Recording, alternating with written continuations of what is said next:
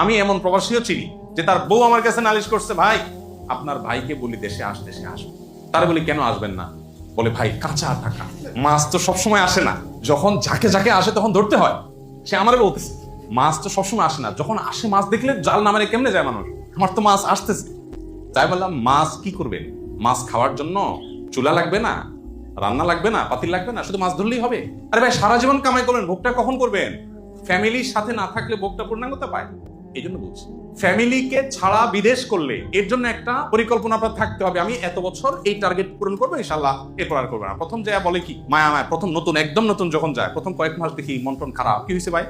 নতুন আসছি তো ভালো লাগে না, যাক আসছি যেহেতু ভিসা দেনা টানা করে ভিসা নিছি, তো ভিসার টাকাটা শোধ করলে ভাই আমি আর থাকবো না। ভিসার টাকাটা শোধ হয়ে গেলে এরপরে কি ভাই আপনি না চলে যাওয়া গেলেন না? দে ভাই ওই যে ঘরটাতে করতে পারি না, একটু ঘরটা করবো একটু। আচ্ছা ঘর করলেন, ঘর করলো, হ্যাঁ ভাই ঘর তো হয়ে গেছে। এবার বলে ভাই ওই যে বাজারে একটা দোকান না নিলে দেশে যায় কি করে খাবো, দোকান নেওয়ার চিন্তা করতেছি, বাজারটা জমি রাখার চেষ্টা করতেছি।